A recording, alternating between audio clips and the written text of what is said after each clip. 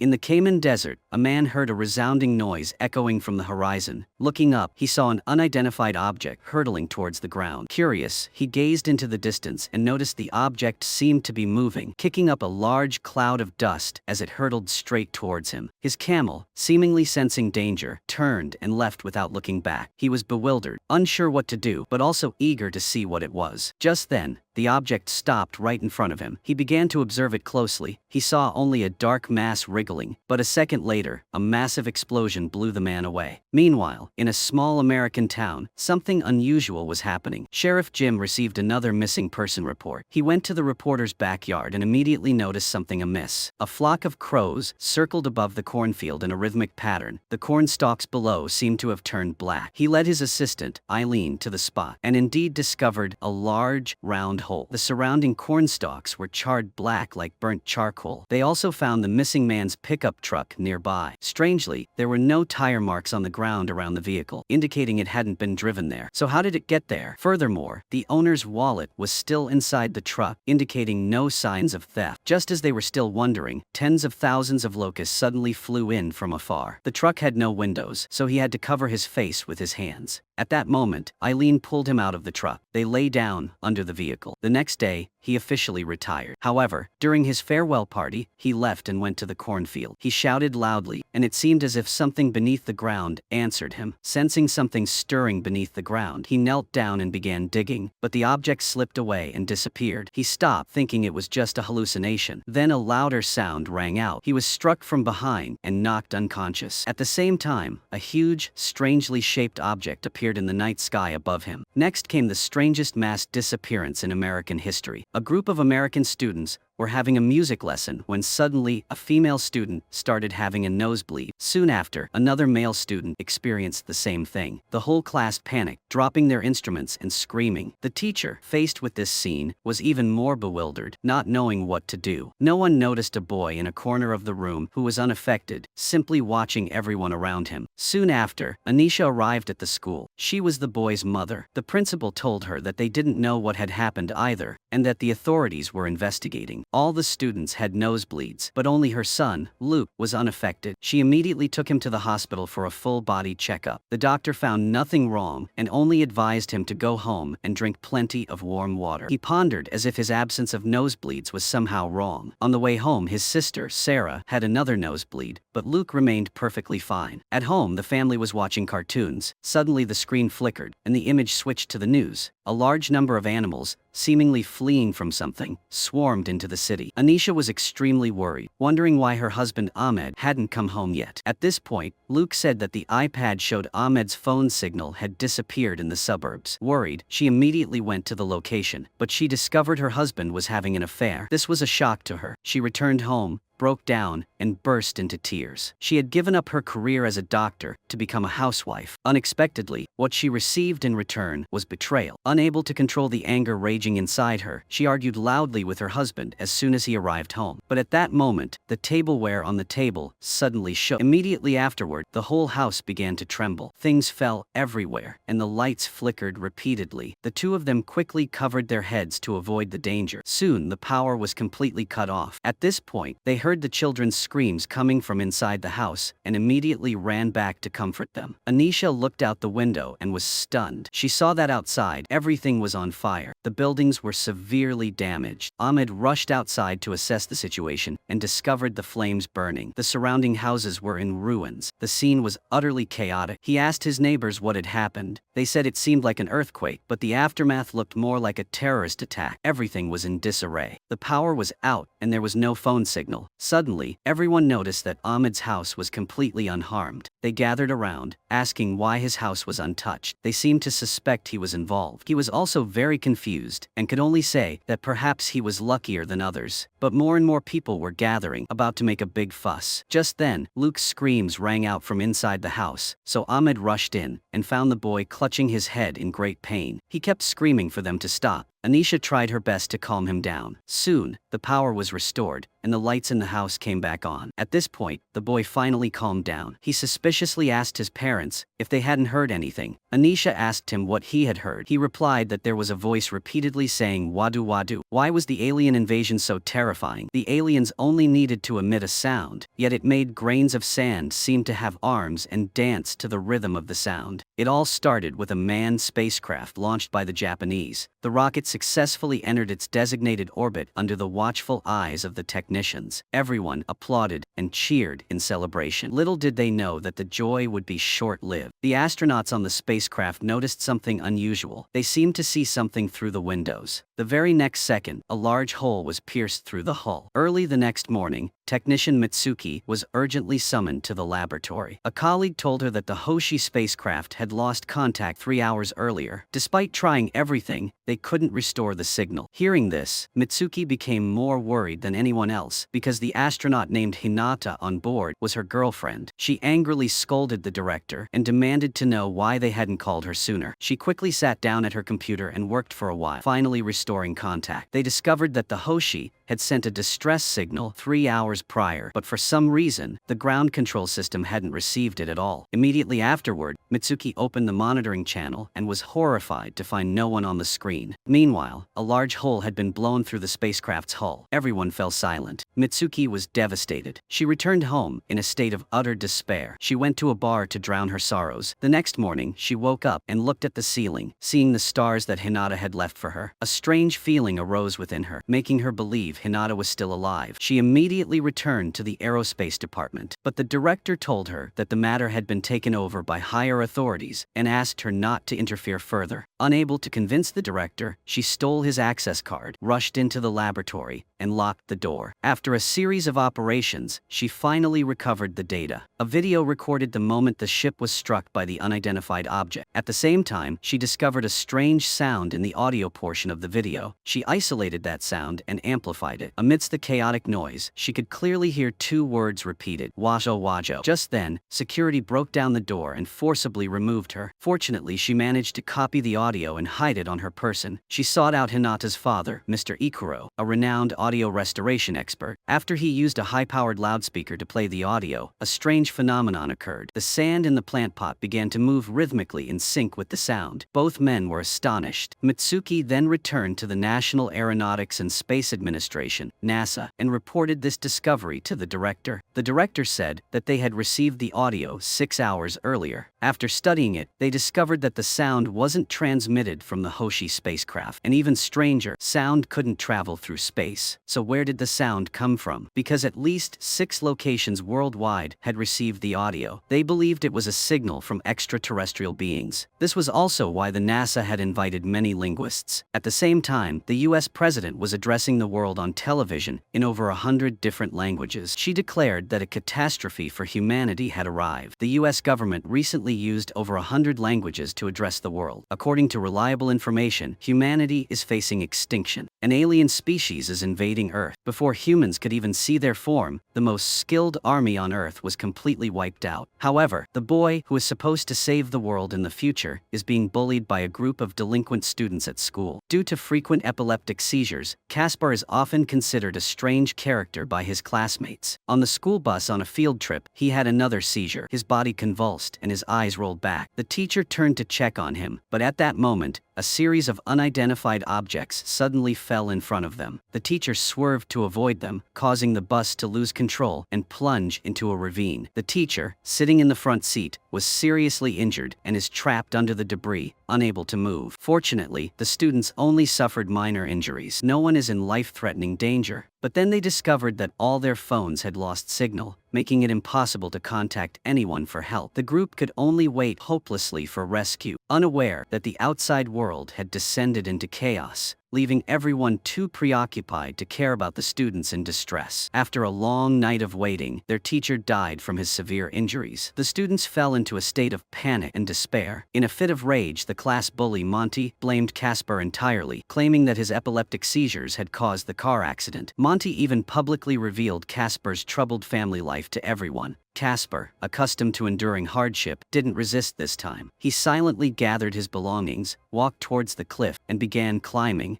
much to everyone's astonishment. Thanks to his extraordinary willpower, he finally succeeded in reaching the summit. Seeing this, the other students followed suit and climbed to the top. Upon arriving at the scene, they discovered that the cause of the bus accident was a fallen GMS satellite. Caspar stared in stunned disbelief at the wreckage. He then opened his sketchbook, which he always carried with him. The scene before him was exactly what he had drawn in it. A girl in the group also noticed this strange coincidence. Caspar quickly put the sketchbook away, because those images were exactly what appeared in his mind whenever he had an epileptic seizure. Could he really see the future? Later, the group spotted a delivery truck returning along the same route. The truck was full of food, but the driver had completely disappeared. The students, starving after a day and a night, were overjoyed to finally have something to eat. However, Caspar noticed a large hole in the truck's windshield, indicating that something bad had happened to the driver. There was also a thick black liquid on the seat, covered in strange hairs. The radio in the truck gave Caspar a glimmer of hope. He called a friend skilled in electronics to adjust the signal, and finally, they managed to pick up the sound. But no matter which frequency they switched to, they only heard continuous emergency broadcasts urging everyone to stay indoors and not go outside. The group began to have a bad feeling. However, some naive people stubbornly stayed by the food truck to wait for rescue. Caspar and a few others, having no other choice, took some food and continued on their way. They walked and walked, not knowing how far, until they finally saw a house. Seeing a woman driving by, they quickly stopped her car and begged for help getting back to the city. But the woman's eyes were vacant, as if she had just experienced a great shock, and she didn't want to return to that city. She didn't even know where she should go. After the group's earnest pleading, she finally agreed and quickly drove them to the edge of the city. But this was no longer the familiar London they once knew. After passing through the barbed wire fence, what greeted them was a scene of desolation and ruin, with deserted streets. The students scattered in various directions, all hoping to reunite with their loved ones as soon as possible. Soon after, Jamila followed Caspar, and they both entered a deserted alley. Finally, she couldn't hold back any longer and asked him if he knew things that others didn't. Under her persistent questioning, he finally revealed his secret. He said that he was born different from ordinary people. Every time he had an epileptic seizure, he would see many strange things. Before, he always thought they were just hallucinations. But yesterday, he discovered that his epilepsy had cured him, and the things he saw were not hallucinations at all, because they had truly come. He could feel them very clearly, that they were right beside him. After saying that, he immediately pulled her to the corner of the wall and then cautiously peeked out. The boy, bleeding from his nose, was intently drawing circles on the table, circle after circle, as if mesmerized. A US soldier beside him was calling his name, but he didn't react at all. The soldier, helpless, could only smile mysteriously at him like an angel. Finally, the boy reacted. He pointed to the open space in front of him and shouted loudly. The group of US soldiers immediately advanced in that direction. But as soon as they arrived, the ground suddenly shook violently, as if being stirred by an invisible force. They felt as if they were groping in the dark. Not long after, the shaking subsided, but the sight before them shocked them. A strange, tall black object stood there. Its body was covered with bizarre tumors. At that moment, the order to fire rang in the soldiers' earpieces. They immediately opened fire. However, the bullets caused no damage to the strange object. In an instant, the creature emitted a sound so powerful that it sent the entire group of soldiers flying and rendering them unconscious on the spot. Cole didn't know how much time had passed when he woke up, only to find himself surrounded by rubble and his comrades gone. Worse still, his radio wasn't working. His GPS had no signal, so he could only guess the direction to return to base. Along the way, the GPS suddenly indicated a member of his team nearby. He followed the coordinates to a hospital, only to find it completely deserted. He searched the entire hospital, finally descending to the basement. There, he found a nurse and a dying comrade. The nurse, believing the attack was orchestrated by the American army, immediately berated him. At that moment, the rebels discovered Cole and were searching for him everywhere. He quickly pushed aside a cabinet blocking the exit and, carrying his comrade, fled through another exit. A rebel in the hallway sensed something unusual in the darkness and turned around. What awaited him was a strange creature, moving with lightning speed. The remaining men had already been eliminated by Cole with just a few shots. However, his comrade had died from his severe wounds. Overwhelmed with grief, he returned to base. He immediately contacted his superiors, but received no response. In despair, he stumbled upon a classified report in a trash can. It stated that the US military was unable to withstand the attack of the unknown creature. Its slime was extremely corrosive. Therefore, the order was given for everyone to retreat to Kabul Air Base. After a short rest, Cole immediately set off without delay. However, upon arrival, he discovered that the entire base was deserted. The ground was littered with corpses. There was even the carcass of an unidentified creature. Everything on the ground had turned black. Cole cautiously searched for survivors, but eventually, he only encountered a group of refugees passing by. The refugees said they were on their way to a nearby civilian airport where planes still flew to America, so he quickly joined them. After presenting his identity as a Special Forces soldier, he successfully boarded a plane. However, the plane did not fly to America as expected, but landed in England instead. The British military told Cole that no planes could fly to America anymore. It turned out that the air traffic control system worldwide had completely shut down, preventing flights from crossing the Atlantic. Although Cole was very worried, he could do nothing. His military life had been his way of escaping the pain of losing his child, and now everything had turned to dust. He had a home he couldn't return to. All he could do was watch London engulfed in the smoke and flames of war, lamenting his cruel fate. Desperate, he wandered into a bar. He drank himself into oblivion, giving up on everything. Then, a young boy with a stack of comic books approached him. Due to the massive attacks, houses in the town were collapsing one after another. The internet was down, the electricity was cut off. Only Amid's house remained unharmed. He was extremely puzzled, but then a huge explosion rang out. Finally, his house couldn't escape the disaster either, so his family hastily gathered a few essential items and began their escape like everyone else. However, he soon realized a major problem. Without internet, the Tesla wouldn't start. Anisha anxiously turned around and saw her terrible husband begging a neighbor for a ride. Even in this life-or-death situation, he was still planning to abandon his wife and children to go find his mistress. This made Anisha tremble with anger. She stepped forward and snatched her husband's phone. Finally, she managed to connect to Tesla via Bluetooth and successfully start the car. But they hadn't gone far when they faced another difficult problem. The car's battery was dead. Luckily, they found a town that hadn't lost power yet, but it was just as chaotic. People were scrambling to steal food. Anisha told Amid to charge the car while she went inside to buy groceries. At that moment, she saw the TV reporting on attacks happening all over the world. The scene was apocalyptic. At the same time, she saw someone leave their car keys on the counter, and an idea struck her. She turned back to see her husband fighting over the charging station and getting beaten up. In that moment, she didn't hesitate any longer. She grabbed the keys, took her child, and went outside to find the car. She called Ahmed to bring the luggage. When the car started, the owner discovered it was missing and immediately chased after it. But Anish didn't hesitate. She pressed the gas pedal and sped off. Behind her were morality and conscience, and beside her was the safety of her children. In this chaotic, apocalyptic era, she chose to protect her children. But they hadn't gone far when the car ran out of gas. Even worse, Luke suddenly disappeared after going into the woods to relieve himself. They, along with Sarah, frantically searched the woods, fearing something terrible had happened to their son. Finally, they found a small house in the woods. An old man with a police gun came out and told them their son was inside. He then invited them in and agreed to let the four of them stay. However, he asked Ahmed to go out and find food for everyone. Anisha, seeing her useless husband, who couldn't do anything, said she would go. She anxiously went into the supermarket and discovered the shelves had long been looted. Worse still, a group of soldiers suddenly surrounded her. The soldiers said that a curfew had been placed in the area. Except for military personnel and doctors, all civilians had to stay indoors. To escape this situation, Anisha hastily claimed to be a doctor. Unexpectedly, this led to her being immediately taken away because the army was severely short of doctors. Soon after, they gave her surgical gowns and wheeled her into the operating room. The surgeon immediately instructed her to stitch up the wound. Although she had graduated from medical school, she had become a housewife after graduation and had no experience as a doctor. She hesitated, not daring to act. The doctor repeatedly said that if she didn't hurry, the patient could die. At this moment, Anisha noticed something in the wound and gently removed it with tweezers. Unexpectedly, it was a strange black creature. The lead surgeon immediately thanked her for her extensive experience and said that if she hadn't discovered it and had hastily stitched up the wound, the patient might have died. Shortly afterward, elite doctors were dispatched to another location. It was said that a school had just been attacked. Hearing about the school, Anisha suddenly remembered her two children were waiting for her, so she immediately asked the driver to stop. The driver refused to take her back, so she got out and walked back. Along the way, she saw the bodies of slaughtered soldiers lying scattered everywhere. Clearly, the convoy behind her had been attacked. She was terrified. She then climbed into an armored vehicle but couldn't get it to start. Finally, she grabbed a pistol and ran. When she arrived, she found the house empty, not a soul in sight. Everywhere was covered in a black liquid. After taking a few steps, she tripped over the body of her golden dog lying on the ground, also covered in the black liquid. Thinking her whole family had perished, she collapsed and sobbed uncontrollably. Then, suddenly, a loud noise rang in her ears, seemingly the sound of a wall being pierced. She was so terrified that she crawled up to the second floor and hid in the storage shed. Just then, a terrifying sound rang out, causing everything around her to shake and fall. Suddenly, an arm reached out from the upper left, startling her. But upon closer inspection, she recognized it as the arm of the old landlord. He pulled her up to the attic, and everyone was hiding there. Ahmed and her 2 children were still alive. Despite the chaos and fear outside, Anisha felt incredibly happy and content in that moment. In the dark attic, Ahmed gently reassured her children that the aliens only needed water and wouldn't harm anyone. However, the old woman sitting beside her retorted, "Then why did they come to our house? Surely water can't satisfy their hunger, so sooner or later they'll eat people." Anisha couldn't bear the absurd words of an old woman who was so terrified. Those words only frightened the children more, so she insisted on leaving. But the old landlord immediately raised his gun, threatening her and forbidding her from leaving, fearing that any noise would attract the aliens. Unexpectedly, during the struggle, Sarah suddenly lost her footing and fell downstairs. Anisha immediately rushed down to check on her, but luckily the little girl wasn't seriously injured, only terrified and crying loudly. Anisha quickly jumped down and covered her daughter's mouth to prevent any noise. But it was too late. The aliens had arrived. Now there was no escape, so Anisha and her daughter could only hide behind the door. They were only separated by a thin door and were slowly searching for their prey. A loud noise rang out as a piece of furniture fell, making the little girl tremble with fear. At the same time, the attic floor began to shake, causing everyone to panic. The old woman suddenly lost her footing and fell. The old man rushed to pull the old woman up, but it was too late. The old woman had been bitten by the alien creature and dragged downstairs. Seeing this, Ahmed immediately took the child and ran downstairs to reunite with Anisha and their daughter. Ahmed began moving furniture to block the doorway. Meanwhile, Anisha quickly led the 2 children to hide in a room. At that moment, Anisha suddenly saw a monster approaching in the mirror. She quickly called out to warn Ahmed, but he didn't hear. When Ahmed turned around, he was immediately attacked by the monster. Anisha had no time to grieve, so she quickly led the 2 children to climb out the window to escape. It was raining heavily outside. They ran to the car but found the doors locked. While they were panicking, 2 gunshots rang out. It turned out that the old landlord was still fighting the monster. He tossed the car keys to Anisha and reloaded his weapon to fight the alien creature. However, the monster suddenly lunged, knocking the old man to the ground, killing him instantly. Anisha frantically tried to start the car, but it got stuck in a tree and wouldn't move. At this point, the alien creature spotted them. It easily climbed onto the hood, shattering the windshield, and slowly advanced with its blood-filled mouth wide open. Anisha frantically fired at it, but the bullets didn't injure the monster. Soon the magazine was empty, but the monster remained unharmed. She grabbed a baseball bat and stabbed it in the mouth, but it still couldn't stop its approach. In a panic, she grabbed anything within reach to defend herself. She accidentally found a black stone in her son's bag. Without thinking, she stabbed the monster. After 49 stabs, the creature, which had been in agony throughout the ordeal, finally fell. Anisha gasped for breath as she pushed it out of the car. She was astonished and relieved to find Ahmed still alive, staggering out of the house. After struggling to get past the tree blocking their way, the family of 4 finally escaped. They ran to the school where the soldiers had arrived earlier. Many refugees were gathered there. Because Anisha was a doctor, her family was given priority and assigned to a large separate room. The 2 children sneaked into the house next door. The younger boy said, "Look, after the aliens kill humans, they leave something black on the surface of their bodies, and then a thick layer of black fur grows out of it. Humans are like their breeding ground. The adults say that sooner or later, they will cause humanity to become extinct. Humans can't possibly defeat them." But the other boy said that his mother had dealt with one of the creatures last night. He didn't believe it and thought Luke was lying. Luke then immediately took out a black stone, and this astonished everyone. When the stone approached the corpse, the black liquid instantly vanished, and the thick black fur also recoiled in fear. The military leaders immediately took the stone away for study. They discovered that the small, furry creatures grew from the aliens' slime. No matter what method they used, they couldn't be destroyed. But when the stone approached them, they immediately recoiled. If a few drops of strong acid were added at that moment, they would be easily corroded. This was clearly a crucial discovery. Soon, the stone was carefully stored in a box and strictly guarded. Ahmed's family was also transported in an armored vehicle to the military base. But on the way, they discovered an armored vehicle and a pickup truck chasing them from behind. While the soldiers were still suspicious, suddenly a person jumped out of the armored vehicle behind them and opened fire. Everything erupted instantly. Anisha clutched the children's heads to protect them. The attackers immediately circled around and shot out the armored vehicle's tires, causing it to lose control and overturn on the side of the road. The soldiers continued to fight fiercely, while Anisha, clutching a rock, led her children into the forest. Soon, the gunfire ceased. Someone shouted, urging Ahmed's family to return. But from a distance, it seemed the bandits were the victors. This time, Ahmed showed rare strength. He told Anisha to continue running forward with the children while he turned back to distract the bandits. Soon after, he encountered a man in military uniform who identified himself as a commander and told Ahmed that the place was safe, telling him to call his wife and children out. Ahmed immediately shouted into the forest, telling them to come out now that it was safe. But Anisha didn't stop and continued leading her children deeper into the forest. Clearly, this was their signal. Ahmed wasn't stupid. The man's confident demeanor clearly indicated he was on the bandits' side. As expected, the commanding soldier no longer concealed his intentions. He easily saw through Ahmed's clumsy acting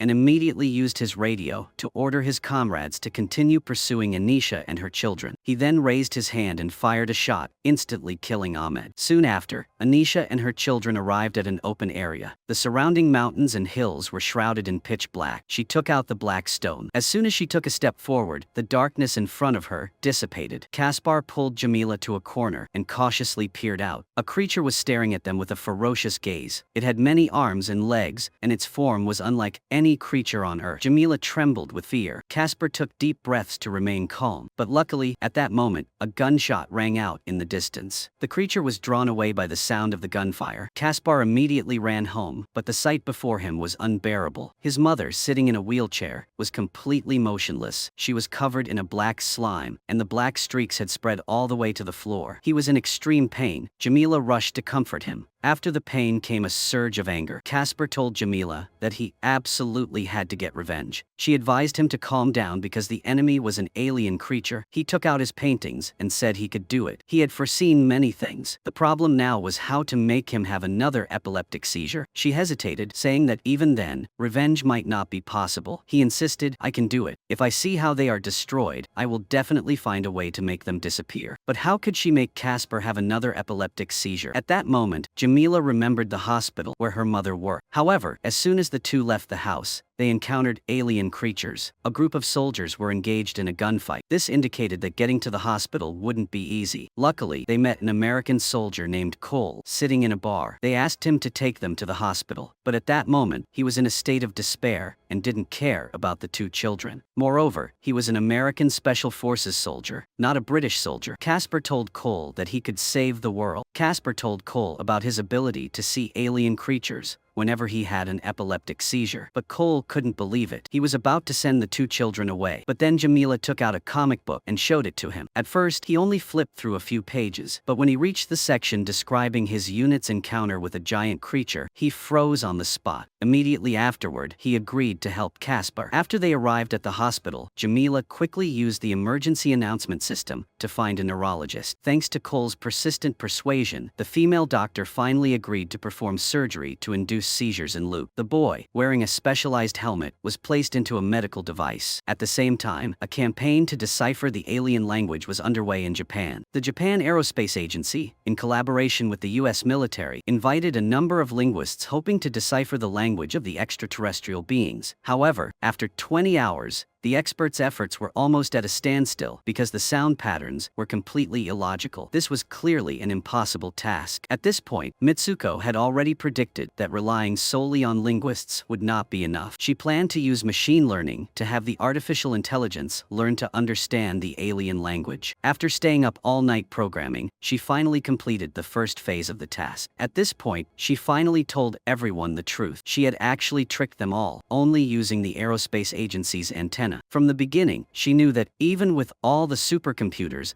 learning the alien language was impossible, unless of course, the aliens learned human language. Therefore, she packed up all the dubbed videos of her favorite movie, High Altitude, along with footage of Hinata's life, and sent them all to the Hoshi ship. Her reckless act terrified everyone, because if the aliens really learned human language, it would be extremely dangerous. But it was too late. The data transmission was complete. Soon after, Mitsuki suddenly jumped up from her chair and rushed to the signal transmission room. There, she received an audio message from Hinata, just 4 words, "Save us." At the same time, chaos erupted outside. However, language experts quickly discovered something unusual. Through the sound wave diagram, they couldn't detect any characteristic lip-to-teeth sounds or breathing patterns. In other words, the sound wasn't produced by a human, but was a synthesized sound. But this led to a more important result. The US military pinpointed the exact coordinates of the alien spacecraft. The command center immediately ordered a disconnection. Mitsuki angrily ran out to question everyone, but they told her the sound was fake. She stubbornly refused to believe it. Only when Ikuro nodded, confirming that the sound indeed lacked human breathing, did Mitsuki reluctantly accept the truth. At a London hospital, doctors stared in horror at the screen, seeing billions of neurons moving in perfect synchronization, something completely impossible with a human brain. Meanwhile, Casper was convulsing from an epileptic seizure while inside the device. Before his eyes appeared mountains, rivers, streams, stars, and oceans, along with images beyond description. It was even the world seen through the eyes of an alien. Just as he had a seizure, everyone in the hospital looked out the windows and cried out. They saw alien creatures advancing towards the hospital in unison. Chaos immediately ensued. Soon, the aliens swarmed the hospital and began slaughtering people. But strangely, they all headed towards Casper's room. It turned out their target was him. He quickly woke up in a panic and said they were coming. Cole took the 2 children and fled. But the aliens were very perceptive. They quickly located Caspar. Seeing the monsters approaching, he knew they were coming for him. Cole raised his gun, ready to fight. Meanwhile, Caspar's head began to spin. At that moment, the aliens shattered the glass and burst in. Cole immediately took the 2 children into a room and closed the door. He turned around just as the alien creature arrived. He fired at it, but it was ineffective. It continued to advance. Knowing he couldn't harm it even with his gunfire, he stopped. As it lunged forward, he grabbed a gas cylinder nearby and broke the valve. Flames erupted, incinerating the alien creature. Caspar, inside the room, cried out in frustration at the heat. The flames died down, and the alien creature was dead. But at that moment, another swarm of aliens attacked. Cole tried to get the 2 children away, but they were surrounded. If they attacked again, Cole would have no choice but to sacrifice himself to protect them. In that moment of danger, Caspar suddenly had an idea. If they were in his mind, then he had to be in their minds too. A daring idea struck him. He closed his eyes and muttered, "Stop, stop." Then a miracle happened. But the veins on the surface of the alien creatures slowly disappeared. Their entire bodies stiffened and stood still. The 3 of them were finally safe. Caspar, however, became weak and fainted. Cole picked him up and left the place. At the same time, people all over the world looked up at the sky and saw a giant ball of light burning. It was the alien spaceship. It had been destroyed, exploded, and crashed to the ground. At the same time, the frozen alien creatures also fell to the ground one by one. Cole was trying to save Caspar's life. Meanwhile, people everywhere were celebrating having overcome the terrible crisis. The Japanese proudly said they had saved humanity. But no one knew that a boy named Caspar had been diagnosed with brain death. Later, the doctor removed his breathing tube. Jamila was reunited with her mother. World order was gradually being restored. Cole left the battlefield and went to the beach with his wife for a vacation. But suddenly, they were stunned. Both Anisha and Mitsuki felt the same way. The reason is that they saw a gigantic, towering, alien spaceship on another planet. That's the end of the movie. Thank you for watching. Goodbye and see you again.